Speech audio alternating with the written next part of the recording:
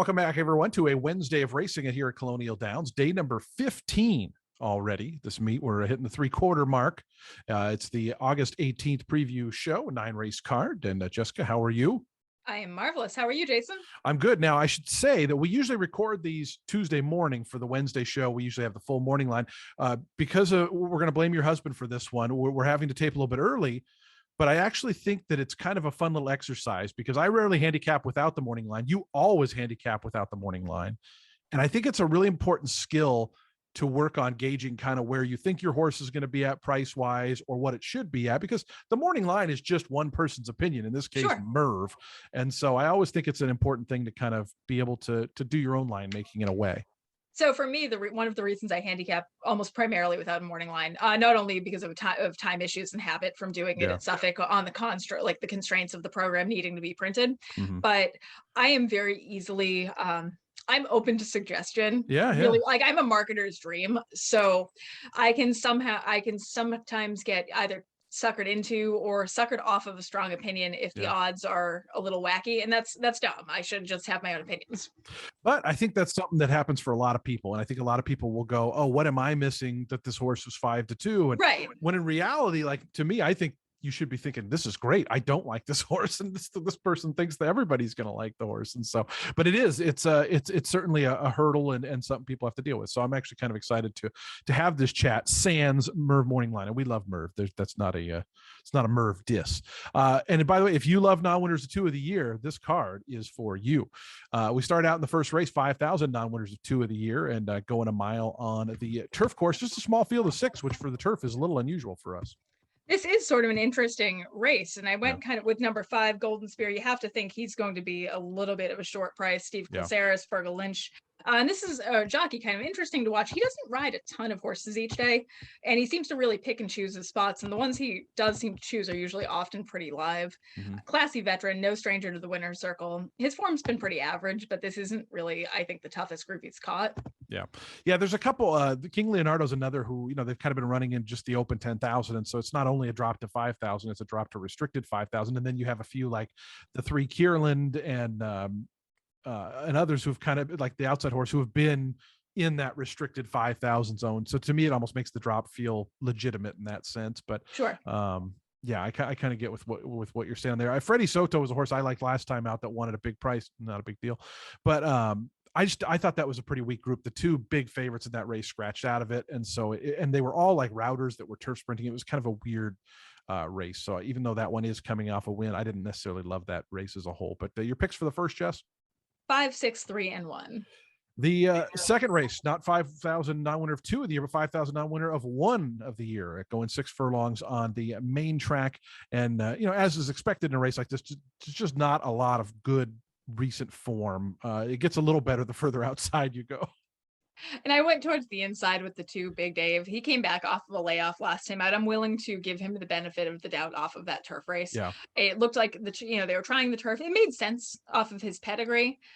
But just draw a line through it. He clearly didn't pick up his feet at all on the grass. And he does have some upside kind of coming back. His second start off the bench here. And I think this field is within his scope back on the main track. And his main track form, I mean, mostly it's been okay. Yeah, that was in that starter allowance with that horse, the Connector, who was, running 90 speed figures and stuff like that. Yeah. So this isn't just a class drop. I mean, it's pretty severe class drop in that sense. And so I think a pretty interesting pick, actually. Excited to hear that you're going with that one. I thought Circle Away made a little bit of sense, the number 5. You can certainly make a case for Shackled, who's stretching out, or actually not going to the main track again. But the 2 turf races were actually pretty decent. So I'm a little surprised they're going back to the main track with that one. But your picks in the second race? 2, 6, 3, and 4. Maiden Special Weight State Bred Edition in the third race on the card, going a mile and a 16th on the turf course.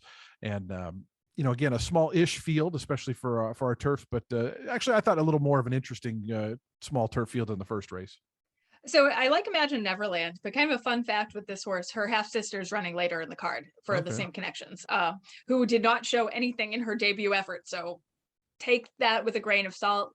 But this is a homebred, the mare is a quality Pennsylvania stakes type who broke her maiden at first asking. So there really is some precocity there.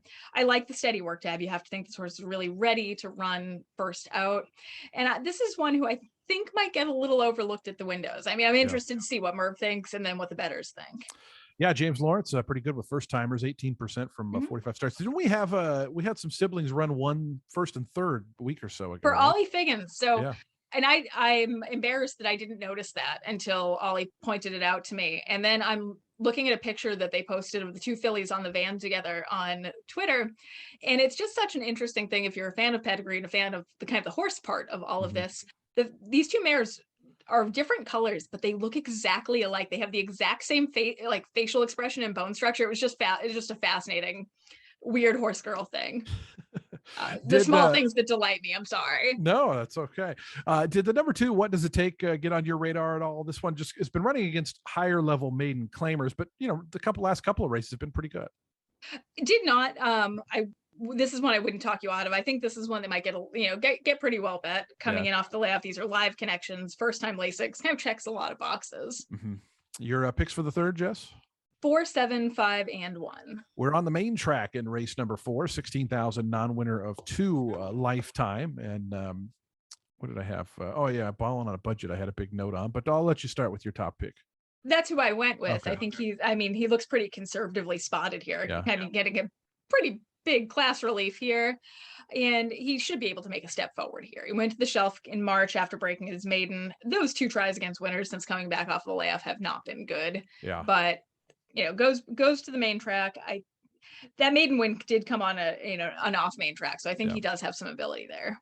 Yeah, it's so interesting. It's almost like he's forcing their hand to put him on the main track, because they tried that second place effort and that first place effort, were both on off turf dirt races, and he just ran so good over the dirt. Now in between that, he ran very good on the turf. So as you said, it could be something else that's the issue. And obviously the price drop makes sense for a horse like this. I was kind of curious about the number 1 Black VK. I just thought this horse had the horse that was the top 2, I forget if it was the winner or the second place, but they both kind of came over on this one, who was down on the inside late. And so I thought it made the distance of the defeat look a little worse than maybe it really was. And so I thought drawn on the inside, maybe if able to clear off a little bit more. I mean, there's not really any other speed in this race. And so I just thought this horse might be lonely on the lead and might be able to go a little bit ways. That was my logic. I used him in second. I think this is a horse that might get a little brave on the lead if he's able to break sharply. Yeah. Your picks for the 4th race? 2, 1, 3, and 8. On yesterday's show, I talked about a non-winner of 3 race that, how we've had a few where there's a lot of non-winners too. This one, it's like half the field are eligible for non-winners of 2. It's fine. Conditions or suggestions, apparently. Conditions, schmunditions. But I thought that was kind of interesting. And I'm just, I always kind of want to go towards a horse who's maybe competed at that level. Because, a non-winner of 3 is tougher than a non-winner of 2 generally. Yes, I think it's very easy for horses to get stuck in non-winners of 2. Breaking your maiden can be an easy task. Get the right field on the right day, but lightning doesn't always strike twice for some of these horses. Yeah. That said, I went with number 4, Mosby's Ranger. There are several horses in this race not only eligible for non-winners of 2, but they're also unproven on the turf. So he has 2 wins already. He has proven he likes the turf, and I think he's been catching some pretty solid fields at Pimlico.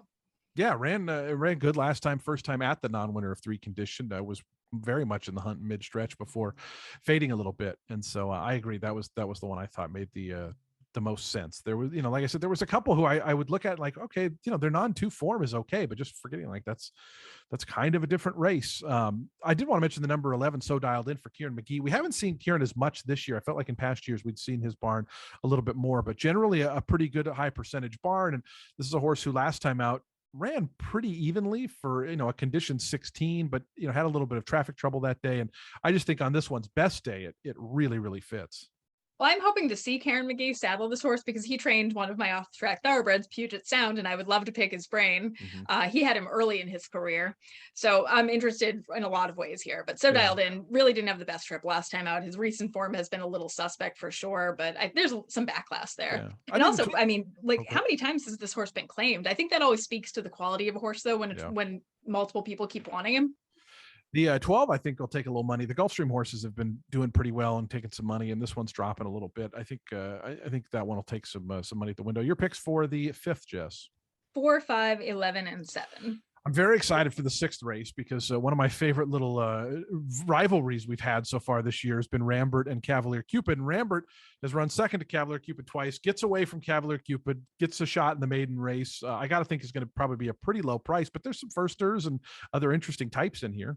This is a single for me. Yeah. If I'm, playing any sort of multi-race wager here, this filly has done everything right short of get in the winner's circle. And Cavalier Cupid is a very nice horse. I mean, I can't stress that enough. And Rambert has just showed up and slugged it out both times.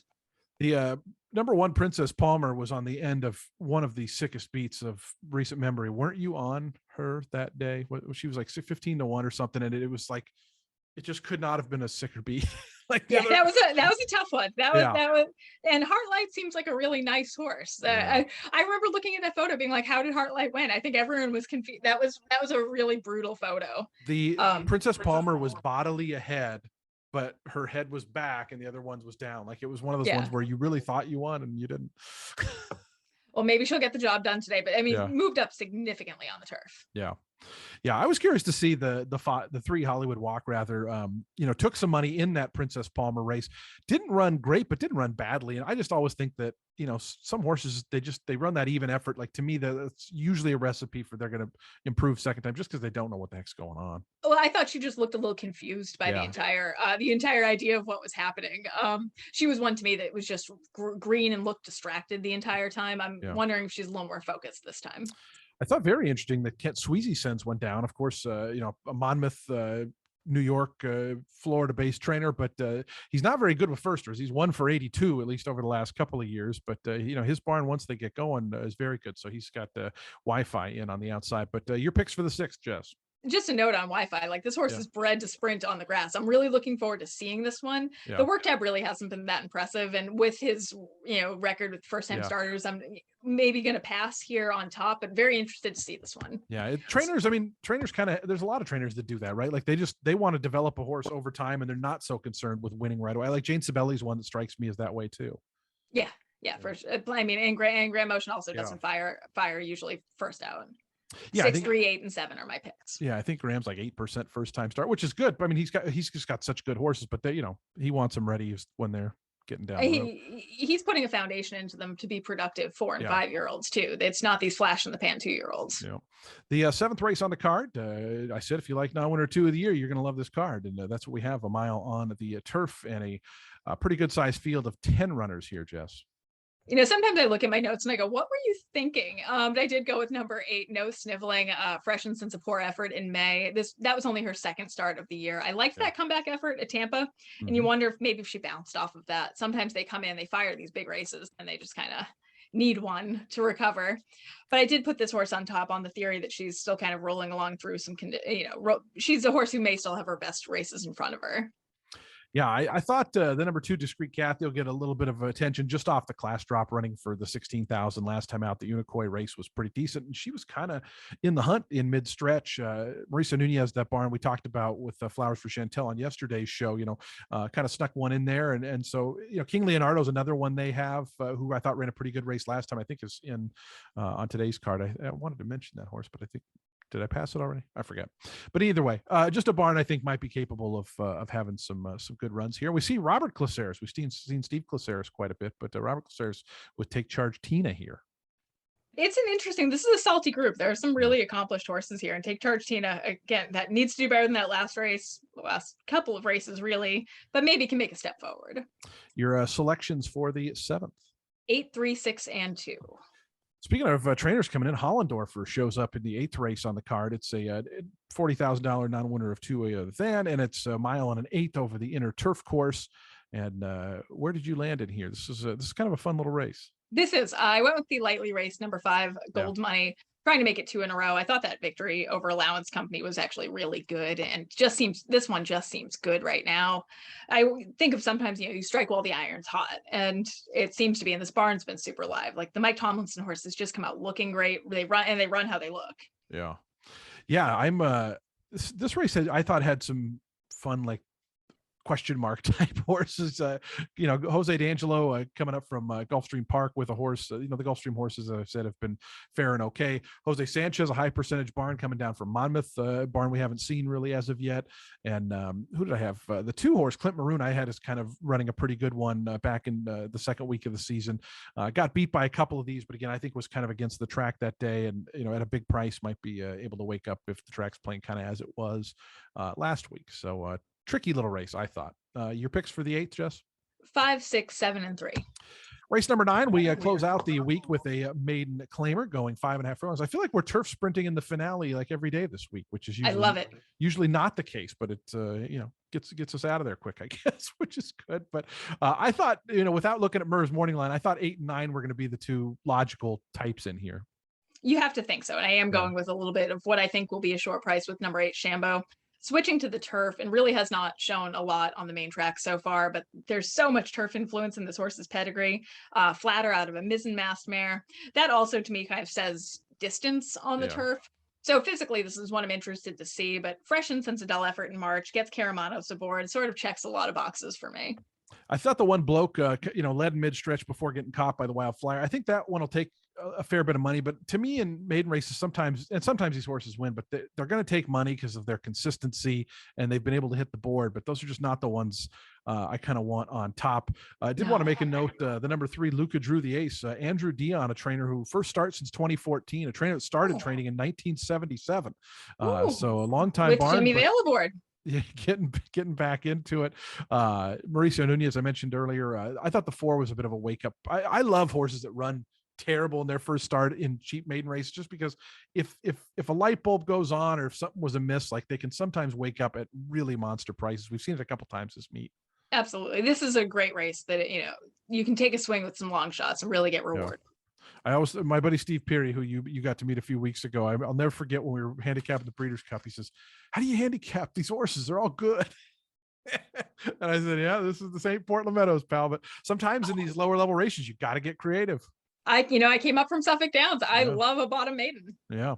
All right, Jess. Well, we're going to wrap up week 5 today. Hard to believe. Just a couple weeks left. The match series next Monday is going to be awesome. I don't know. Have you gotten to look at the nominations list? Very exciting stuff. Oh man. Really pumped for that. Dirt race, 4 dirt stakes at 100,000 each. And then of course, Virginia Derby Day. Now we are just less than 2 weeks away if you're watching this on Wednesday. So getting up to the nitty gritty as we wind down here, but excited for this week 5. As I said, kind of a quiet week from like stakes perspectives and stuff, but some really interesting races throughout the week. Yeah, for sure. I mean, and then we'll gear up to a huge Virginia Derby week. Very exciting stuff ahead. Yep. You're going to get your steps in on Virginia Derby Day. Sneakers. My life has changed. The heels are all gone. Never again. Never again. We'll see you guys back next week. Good luck, everybody.